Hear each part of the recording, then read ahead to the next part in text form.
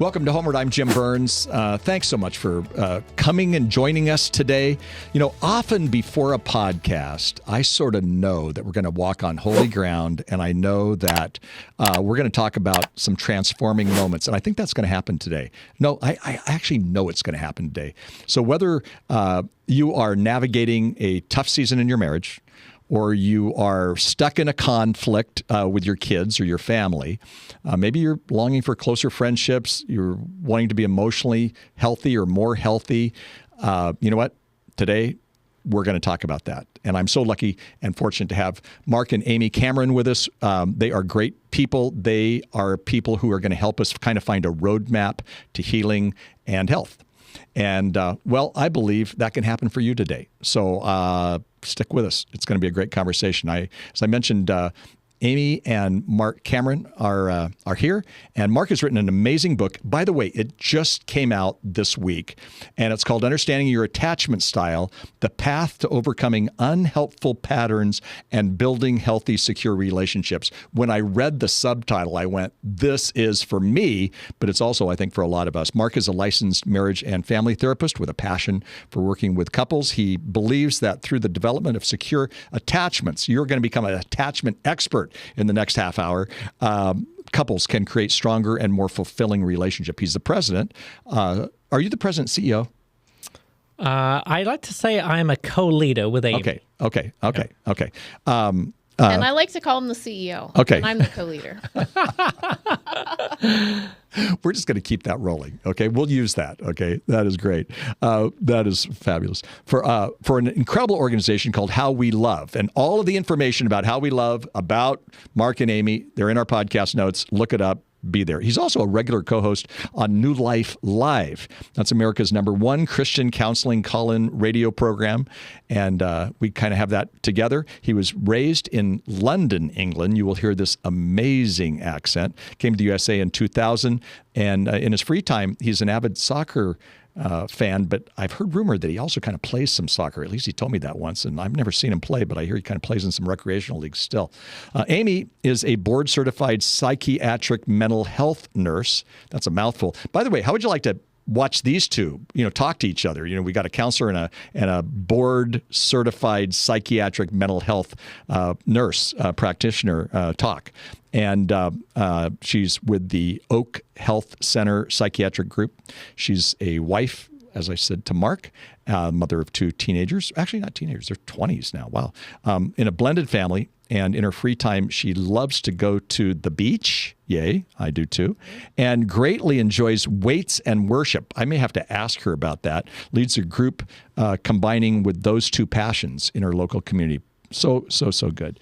Anyway, great to be with you, Amy. First time I've met you. Marc, we hang out at New Life Live sometimes. And I always write notes from when you talk because you are so smart. Plus, you got the coolest voice on that program. So. I need any help I can get. Well, anyway, so good to be with you and welcome. You guys were married in 2012 after a whirlwind. I mean, this was 3 months. You met, you got engaged, and you got married. And I read this on some information about you, but you were soulmates, and you were excited about being soulmates. But within a pretty short time, it kind of collided, and your marriage was in trouble. Yeah, well, the whirlwind turned into 2 tornadoes. Yes. A giant tornado.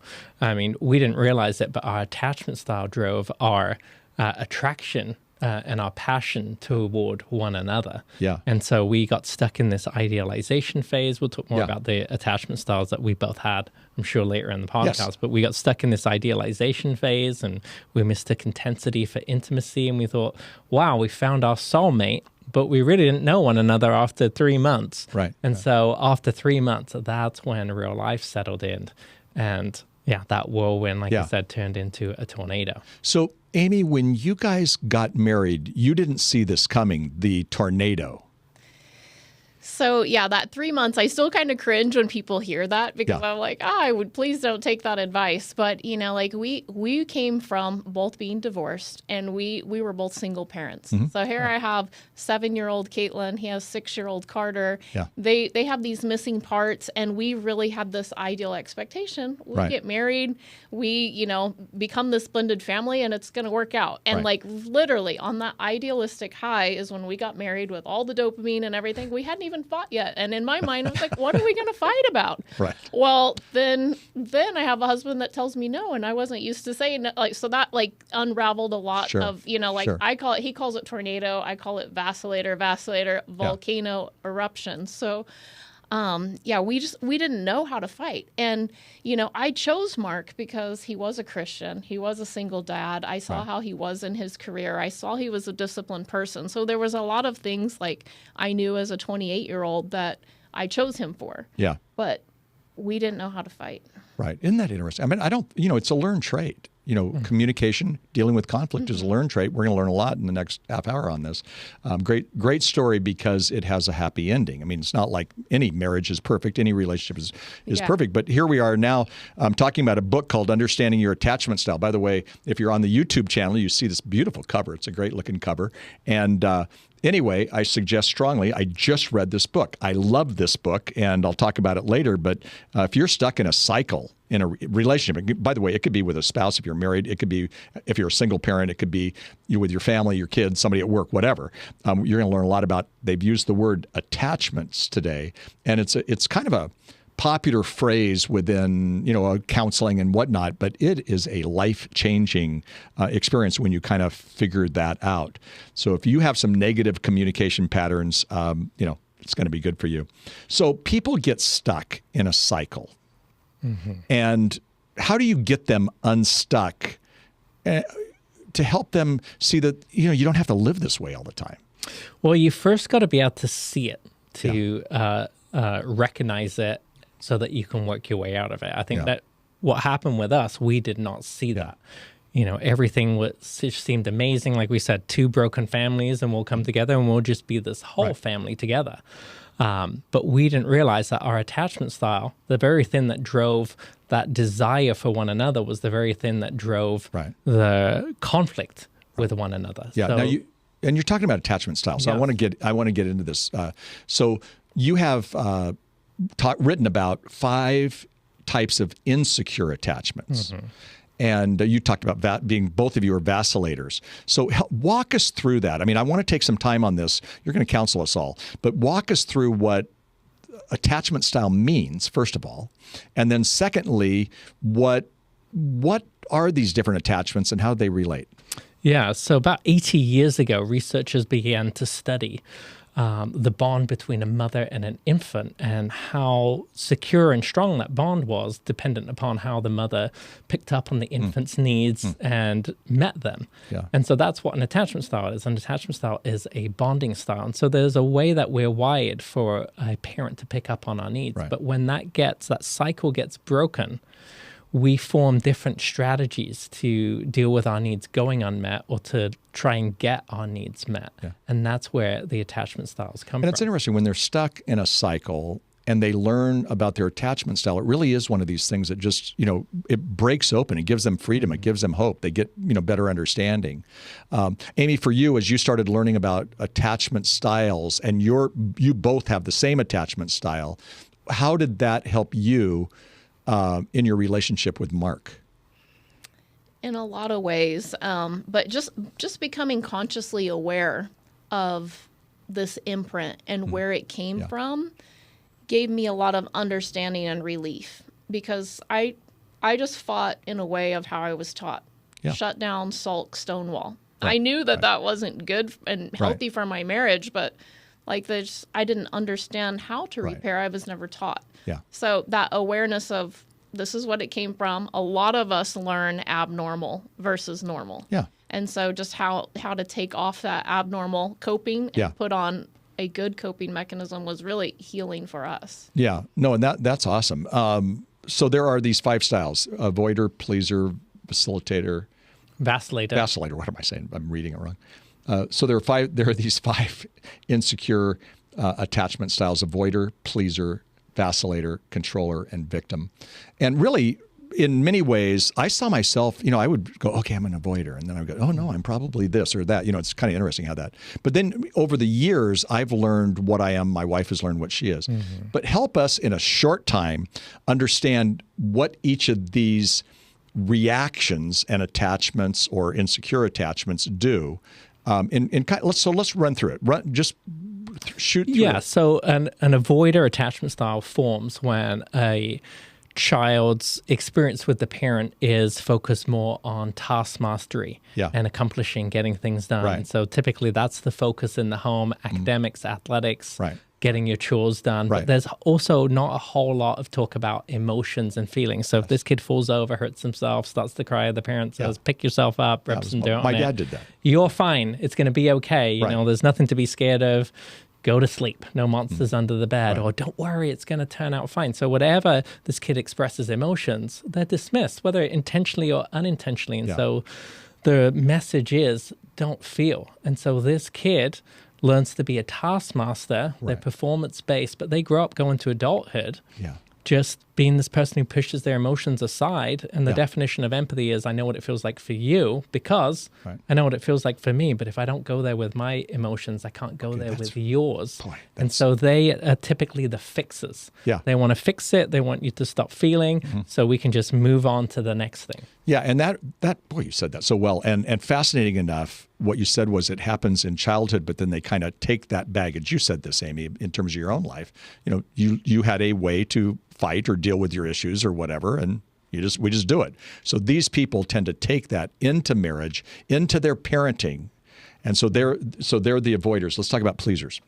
You want to talk about the pleaser? Go ahead. Go. Okay, so the pleaser grows up in a home where the opposite occurs. They learn to manage their parents' emotions. So they typically have a parent who is angry and that anger scares them, or a parent who is very critical or highly anxiously worried or maybe depressed.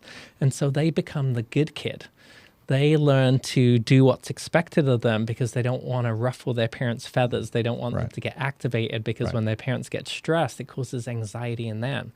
So their strategy is to please and appease. So they grow up going to an adulthood and they are pleasers. And so you'll ask a pleaser where you want to go eat, and they'll say, well, where do you want to go eat? Because they want you to be happy. And so when they arrive in conflict, they give in, they back down, they please and appease so that you can be calm again, so that then the anxiety reduces inside of them. But the relationship then becomes unbalanced and they can be codependents. Yeah, it's interesting. I wrote a book not too long ago where I said, I am the president of People Pleasers Anonymous. I was actually kidding. I mean, I just said this because I can do that. And I got a letter from People Pleasers Anonymous. There really That's is a one. real thing? And they said, you are not the president. Stop, saying this. And I actually the letter I wrote to them was, I am so sorry. And I went, I'm trying to please these people so I could be there. So I can be an avoider. I can be a pleaser. Okay. What's next? So the vacillator grows up in a home where they get some connection from a parent, but then they're made to wait on it. And so that could be because of the parent's physical availability. Maybe it's, there's one parent who's absent or lives out of town, or maybe it's their work schedule or something like that. Sometimes it's the parent's mood that the connection depends upon. So this kid gets some connection that they enjoy, but then they're made to wait on it. And in the waiting, they feel unseen, unknown, misunderstood, and they get angry. And so they learn to protest. I like to say we do two things with our emotions. We talk them out, we act them out, or we verbalize or we dramatize, and they're the dramatizers. They're the ones who want to sulk and pout, turn away so that the parent can notice that they're upset and come to them and pursue and fix it. But typically, they can't change the parent's mood, or they can't change the parent's circumstance if they don't live close. So they go into adulthood with their longing turned up on high for connection. And when they think that they see it in adulthood, they go looking for this soulmate, this consistent connection that they didn't have as a kid, which is what we both did. And they are all in. They're all in relationships. They share too much too soon. They can get married too quickly. They can get into physical relationships too quickly. Yeah. But they don't really know the other person. They idealize. They build an ideal image of the other person. And then real life sets in. They get made to wait. All of those feelings come flooding back. And they do what they learn to do. In childhood, they protest to try and get the other person to see that they're hurt and upset. But the problem is the protest is either hurtful and the other person doesn't want to come after them, or they can do this push-pull where it's too little too late. You shouldn't have done that in the first place. Yeah. And then they feel despair, and then they want to detach, and they'll say, I'm done. Yeah. I'm done with These this. are all very predictable patterns. Right, right. So, Amy, for you, you said you're this, type of an attachment style. When did you learn that? How did you find out? What was your kind of aha when you went, oh, I do that? Yeah, well, Marc discovered How We Love in a men's group, and then he so that's the book on attachment the styles. book, and exactly. Now we're part of that ministry, howwelove.com. Sure. But so I took the quiz twice, and I can't remember first if I was a vacillator or a pleaser. But anyways, the tiebreaker here is, do you get angry? And yes, I get angry. So understanding, like where it comes from, really helped me. But just to let everybody know, you can take the quiz on howwelove.com, and it's about a 30-minute quiz, and, you kind of get initial imprint. But some people score high in multiple things. And, and don't feel shame about that, because it's not like you got 5 diagnoses. It's more like you have this imprint of coping mechanisms that you tried, because as a child, you had to try those. Right. And so, I just recognizing that in myself and knowing that what vacilators want the most is connection, because they missed out on consistent connection in childhood, and it really is a wound. And so once I understood, I'm sabotaging my own connection, and I have to go underneath the anger and be vulnerable and say, I really need a hug right now, or I just need to be heard right now. That was so healing. That helped me get to what I really needed, was the relief and the connection, versus my old mechanism was pushing that away. Sure. Because where vacillators get stuck is each want the other person to come after them. Yes. And so they end up in this stalemate. But like you said, Jim, that you could see yourself in a couple of different ones. Yeah. Well, because attachment's rated on the spectrum, we're mildly, moderately, or very much like this. But each of us grow up with 2 parents. Well, most of us do anyway. Sure. So what I can get away with mom, I can't get away with dad, or vice versa. So I learn different strategies with both. Yeah. So this is not about putting someone in a box. It's about learning, how did I learn to bond with my caregivers, because that attachment style follows me into adulthood. Yeah, no, that's great. I think about my parents, and my mom had my parents were good people. They weren't perfect by any means, but they parented very differently. They did life very differently. And so, you kind of have to adapt with, whoever you were going to be talking with. Okay, controller. So controllers and victims, they come from the same home. This is a home that is chaotic. And you combine that in the book in some ways. Yes. Sometimes you did some combination with it. So because they both come from the same home, it's chaotic, it's dangerous. It's usually a home where there's addictions or abuse, physical, sexual, mental. And so the home is dangerous. So needs are basically reduced to survival, and they can't trust their parents for their needs. Okay. And so somebody who grows up in this home can end up with a mix of the attachment styles, because they either try all the different strategies, or they get sent to foster care or different families to live in, and they learn to attach differently with each of those caregivers. Or they learn that, if it's prolonged abuse, that relationships like this, there are one up, one down. Someone's in charge, and somebody just has to take the abuse. There's no stopping it, but eventually it will stop for a while, and then I can be okay. And so the person who goes into the one-up position, that's the controller. They learn to control their environment by controlling people. Okay. And the victim learns that they are helpless and they can't do anything about it, and they often find one another in adulthood and end up in the cycle of abuse. Interesting. So when you're talking even about marriage, you'll get some of this abuse comes because both are attracted to each other's style. Because it's familiar. It's not that the victim wants to be abused or the controller wants to abuse others. It's just that's what they've learned. That's their template for what relationships are. So it's familiar, and they often find one another. And it's interesting when you said template, because template really is something that happens oftentimes in childhood, and we don't think about it. That's why I believe the Bible says where there is no counsel, the people fall. In the multitude of counselors, there is safety. And I think we need to have a circle of support around us.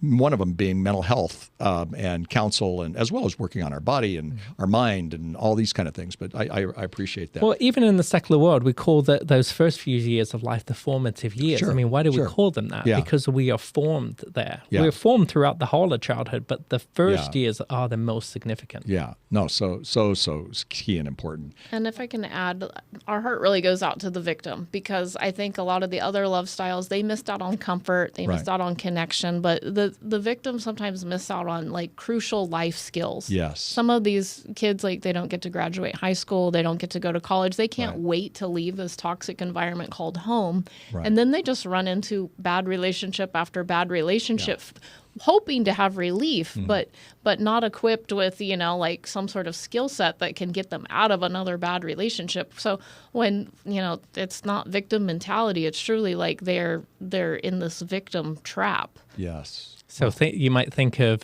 Jenny from Forrest Gump. Yes. Right? She grew up in that abusive home, and every time Forrest saved her, she ran to another dangerous position. That's a great illustration. Yeah. I love that movie. So obviously these attachment styles affect our life big time. And one of the things you said in the book, Marc, was that we tend to react rather than to respond. That was a phrase you used, and I really like that. And you used things that are familiar with even some of probably our listeners: flight, fight, freeze. Talk about that. Yeah, so fight, flight, and freeze, those are reactions. And those describe the strategies that each of the insecure attachment styles use. So avoiders typically flee, pleasers typically freeze, and victims freeze. They're trying to please and appease, or they feel like they can't get away. And vacilators and controllers, they will fight, they will pursue. Now, there's a difference between reaction and response. Reaction comes from the Latin reactio, which means to act back again. And meaning that it's something that we've learned and it's just default and we just do it. But there's a difference between reaction and response.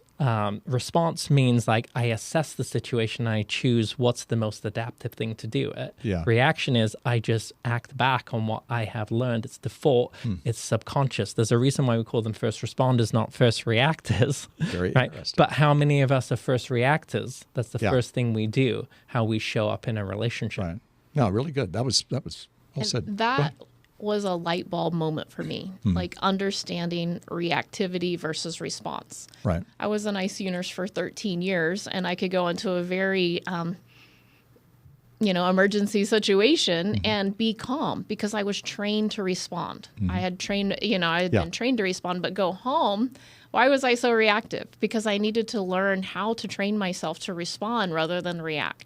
And for the vacillator, they get angry, right? And when you're angry, what nervous system are you in? You're in the autonomic nervous system, fight or flight. So I learned if I opened my mouth when I was angry, I was not going to be understood. I was probably going to say a lot more than what I needed to say. So that's when I need to go do weights and worship or something else to calm my nervous system and process, all of like every time in the world I've ever been misunderstood. That's where the vacillator goes. So it's a lot of dialogue internally, but I needed to boil this down to the 2 sentences of feeling misunderstood and being able to communicate that in a calm way to find relief. So that was so key for me, is understanding my nervous system in this work. No, that's so good. And it's like I play at golf. I don't play a whole lot of golf anymore, but if I don't know what I'm doing, I'm not going to get better. But once I kind of learn, you kind of do the 3 steps forward, 2 steps back sometimes, but at least you get it.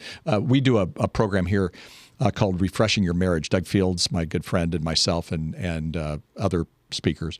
And Doug always says, don't say everything you think in a relationship. And that's like a mic drop, because people are going, wait, I say everything I think. I need to just like swallow it and be more disciplined about it. Listen, we're going to take a quick break. We'll be right back. Wow, you did not know that you were going to get counseling today. This is, I'm hardly talking because I'm just listening. This is so good.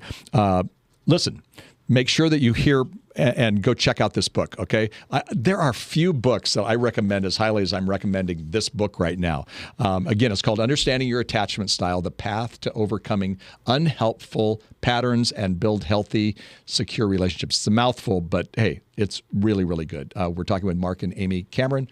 All the information about howwelove.com, all the information about the book and everything is in our podcast notes, where you can get it. You know what? This is something you want to buy, and you want to get it now. Maybe it's something you could give as a gift as well. When we come back, we're going to talk about how we show up and practice, and we're going to go right back through some of these and learn now the skills. Maybe you said, wait, I am a few of these, and go ahead and take that quiz at howwelove.com. You know what? It's a good quiz. It's really good. Kathy and I read the book, How We Love, and loved that book. And it was kind of a life-changing book for us. So again, this book, Understanding Your Attachment Style, is going to work together as you learn your attachment styles, good, bad, and ugly, and good. You can go back to good. Okay. We'll be right back. Don't go away. Hi, Jim Burns here.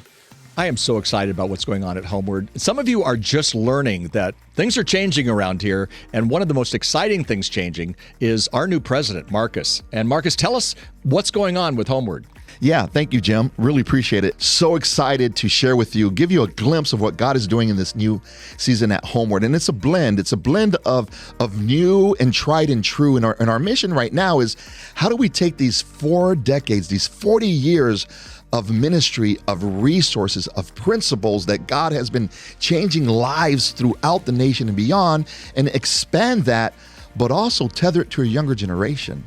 And the way we're going to do that is through a blend of tried and true resources and principles and events, as well as new initiatives. And I'll start off with the new. On the new side, we have a new website. We are rebranding. We've got new staff. We've got new faces and new voices to our growing social media presence, and that is wonderful.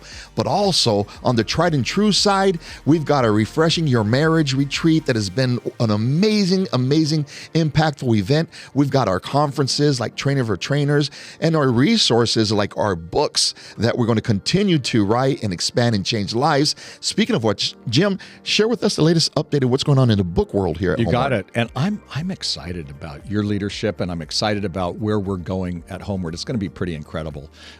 We've got a book, Doing Life with Your Adult Children. We have other books, of course, but that's still on the bestseller list after 5 years. Even this month, it's on the bestseller list. And now there's a new one that's going to be coming out called When Your Adult Child Strays, Trading Heartache for Hope. And I'm doing this book right now, and there's going to be a course with it. And we have other books on sexuality and things like that that are really, really making a difference all around this world. So with all the things going on right now at HomeWord, here's what you can do. God is putting in our heart this desire and this plan to expand our Refreshing Your Marriage conference that I recently attended, and it helped my wife and I have a breakthrough that God was working in our hearts for a while. But beyond that, I saw other couples experiencing the same thing. So we are going to expand our Refreshing Your Marriage conference, take it to other cities, and we want to be able to not only help make sure that happens, but also those that can't afford it, that need to be resourced and some scholarships. So we want to make sure nobody misses out on a chance to get their marriage refreshed and to draw closer to the Lord. So I'm asking you to make a special gift above and beyond to support that. Thank you so much, HomeWord. Welcome back. I'm Jim Burns. We're having a great conversation. You didn't know you showed up for counseling today. My guess is there's a lot of people going, whoa, my husband needs to hear this. My son needs to hear this. And well, you know what? When we point a finger at somebody, there's always 3 fingers pointing back at us. So you know what? You want to hear it. And this is good. How can this help you? Toward the back of your book, Marc, you have a section, it's section 3, I believe, that says show up to practice. So how do you, this is my problem. I'm a avoider, pleaser, whatever. But what do you do with this? How do you put this together? Well, let me say a couple of things. Well, one, these default reactions are typically in our subconscious, so we're not aware of them. And we're not trying to blame parents here. We're just trying to explain, how we get shaped. Attachment is programming. So hopefully people understand that part. This is not about shaming or blaming parents. It's just about explaining what happens. And so once you know that you have one of these attachment styles, then the good news about attachment research is that you can change that. It's a part that is able to be adaptive, and you can earn a secure attachment style in adulthood. So, but you first need to understand how you've been shaped, recognize, acknowledge it, and then you need to work specific growth goals dependent upon what your attachment style is to counter the thing that you've learned how to do. So that way you can recondition, and it's neural pathway. And you had a section in there called growth goals. And then you took each one. So now kind of build us up. We've talked about why we act the way we act, but now we want to improve it. So what do we do as a growth goal? What is that? Give me a specific, kind of illustration. So for somebody who's a pleaser, they tend to freeze, they tend to give in, they don't speak up for themselves. So a pleaser, one of their big growth goals is learning to have a stand my ground response. Not necessarily a fight response, but it's healthy to have a stand my ground response, to be able to say no, to be able to say stop, because they can tend to be overcommitted because they have a real hard time saying no, or they default and they give in and the other person wins. Now for a vacillator's growth goal is somewhat of the opposite of that. They tend to be pushy and they can be overbearing at times, and they go on and on typically because they feel misunderstood. So they need to learn how to back off and how do I listen for understanding rather than I'm the one who gets to speak all the time. So again, you're almost doing the opposite in some ways. You're learning some of the opposite of how so a vacillator does it this way, but you've got to learn a different way of approach. Yeah, ultimately, it's not like everybody just has to be the opposite of who they are, but there are traits of somebody who is a securely attached individual. A securely attached individual has impulse control. They can delay gratification. Great. They can listen for understanding. They can stay engaged in a conversation even if they disagree. They can stand up and they can have a no, but they can also wait, and they can also back down at times if the other person's more escalated, because they know I'm okay, I can self-soothe. Maybe this person needs to learn how to self-soothe, or I need to co-soothe them first before I get to tell them about my point. Oh, that's so good. We talk here sometimes about the pain of discipline or the pain of regret. I mean, you need discipline. There's either, and you do this with weights, it's the pain of discipline or the pain of regret. I'm doing some weights right now, Amy. I'm looking at you, and I'm sore because I haven't been doing weights, and I'm actually in physical therapy. And so I have this soreness. That's the pain of discipline. Eating the chocolate fudge brownie at Chart House a couple of nights ago, that was the pain of regret, because I think I just added like 9 pounds from this thing. And I didn't even eat the whole thing. There was 4 of us were, all eating this one thing. But in some ways, what I hear you saying is it's a learned trait. You have to learn it. There is some discipline on it, and you kind of have to practice.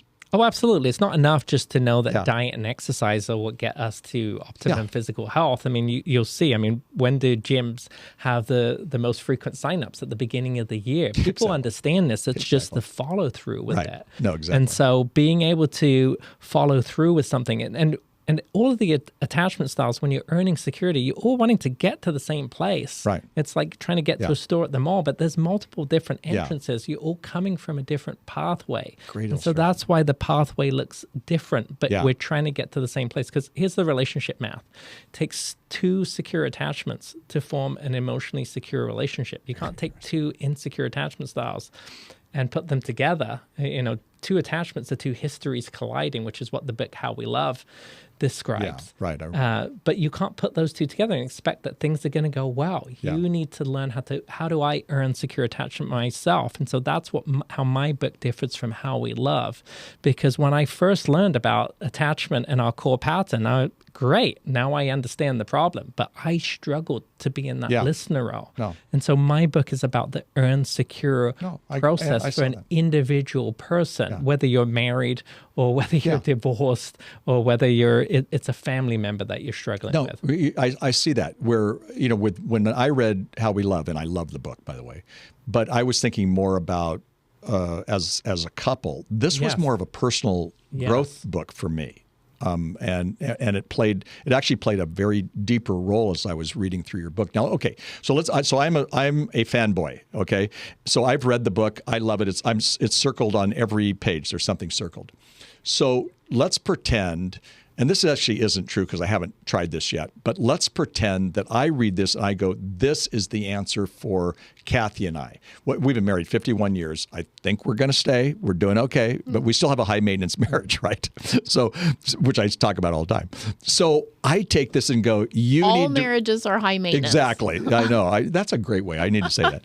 But anyway, I take this book and go, you need to read this. Let's work on this together. And she has no interest to do it. She goes, you know what? I'm reading a book right now, and I love that book. And so, back off a little bit. Let's pretend that that's what happened. That's an imaginary thing because Kathy's really good about kind of engaging in that.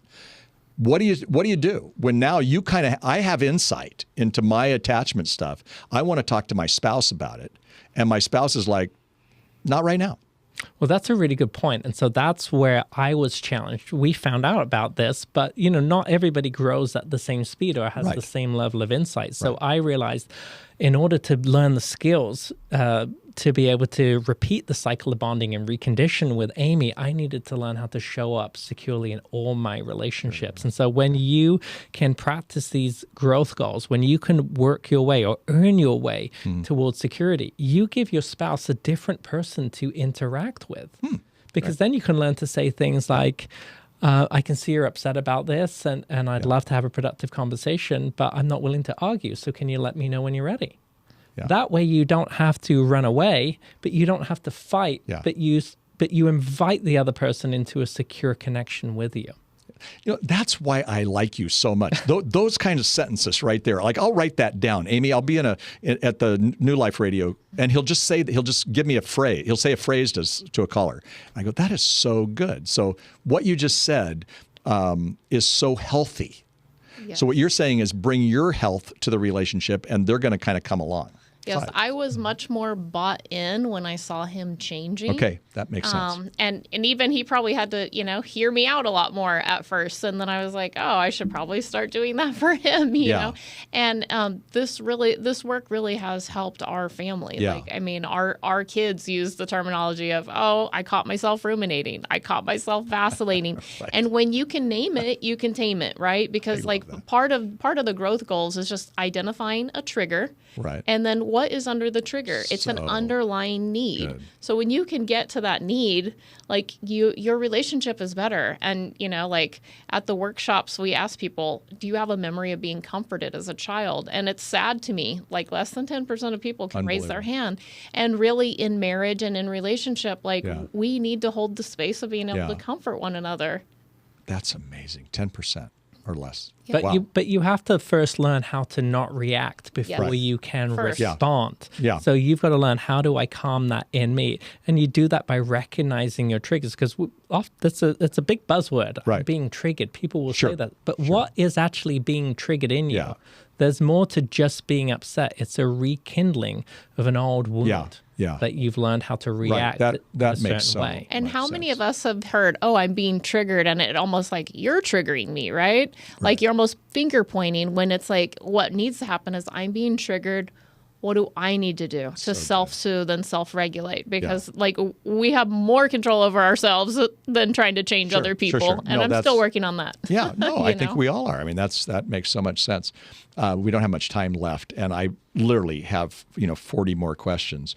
We might have to bring you back in here. But Marc, you do such a good job, and Amy, you are doing a great job with this too, of taking kind of a complex. This is a complex topic. When you talk about attachment styles, it doesn't roll off the tongue sometimes. But then there's this, sometimes with the complex, it becomes the greatest aha and breakthrough. However, some people might get stuck in this. If somebody, is looking at this and they go, I kind of feel stuck, or again, I can't break through, what do you say for them to do with the kind of conversation that we've just had? Well, so there's a chapter in my book about resistance. I love that chapter. Because each of the attachment styles has specific resistance that they form to this work. And so it is common that you can try, and failure is part of growth, right? Sure. Mistakes are a key part of Right. how we learn. Right. And so it's learning to recognize when you get into that overwhelm. If you can understand the ways that you can get tripped up and that you can become hopeless, you can recognize when that's happening and keep pushing through. Okay, that's good. And I think we need people around us, what I call replenishing relationships, and whether that be in a counseling situation, a pastoral situation, a good friend, people who work out with weights and worship. I'm looking at you again, Amy. Just somebody to be around us to help us push through too. Sometimes we do it better when we're going arm in arm to get through it. Wow. And I've designed this so that it's for people so that it's not just a one-time read. It's more of a manual that you can, after you've read it and you've understood and you've seen it all, you can keep referring back. No, really. I mean, I honestly have thought, I've been in a small group for 23 years, and I honestly have thought that this would be a good book for us to go through. It's men who are all trying to, improve our relationship with our spouses after a lot of years. And it's not just about marriage, but it's with our kids, our adult kids now, because these guys are all my age. But you really could go through this kind of over and over again. Very, very, very good. Time has gone by way too fast. I feel like I've been in a counseling session. So good. Friends, I want you to know that this book has just come out. And again, I'm holding it up. If you're on the YouTube, you can look at it. It's a beautiful cover. Again, the book is called Your Attachment Style, The Path to Overcoming Unhelpful Patterns and Build Healthy and Secure Relationships. Go get the book. Buy it. This is the book for you to get. Thank you so much for being with us. I really appreciate it. Thanks for having us. Yeah, so good. Thank you so much. Sure. Hey, with this book, and again, I never pound on books. You hear me doing this, and I'm doing it. I realize on this one, but it's just released. I have an endorsement in there, and here's part of what I wrote in the endorsement. In every generation, only a few books ever reach the "This is life transforming" book. At least that's for me. This book does that for me. And I feel like I was getting some great insight and wise counsel from what I think is one of the finest counselors I know on every page. So anyway, Marc's amazing ability to communicate complicated life experiences into meaningful and practical insight is brilliant. That's what I wrote. I stand by it, and it's so good to have Amy here as well. If there's anything that we can do at HomeWord, do not hesitate to connect with us. We are here for you. That's why we exist. We want to help you. Remember, we have 4 values: strong marriages, confident parents, empowered kids, and healthy leaders. And so all of our content, our courses, our seminars, all the stuff we do are on this. We also have a lot of free stuff. So go to homeword.com. We've got free articles, blogs. Every Friday, we send out something called the Culture Blog, and that's just helping you become students of the culture of your kids. And the culture is different these days. So it's really, really helpful. It's about a 4-minute read. I have nothing to do with it, but I read it the moment it comes out because I learn so much about it. So anyway, we want to encourage you to go to homeword.com for that. And since Marc and Amy were on the podcast today, and Marc is from the old country, England, I want to give a special shout out to so many of the people outside of the United States who listen or watch this podcast. Actually, it's amazing how often you respond to us and engage with us, and we're so honored that you do that. And give a special shout out to all those cool cities and even towns in Great Britain that are actually responding to us in a neat way. We're not gearing it toward Great Britain, but since I had Marc on and he has that cool accent, I just thought we'd throw that in. Anyway, great to be with you today. Amazed at the ability that we have at HomeWord to be able to have friends all around this fantastic world. Okay, so that's it for today. Thanks for listening. It's been a joy to have Marc and Amy on our podcast. And until next time, I'm Jim Burns.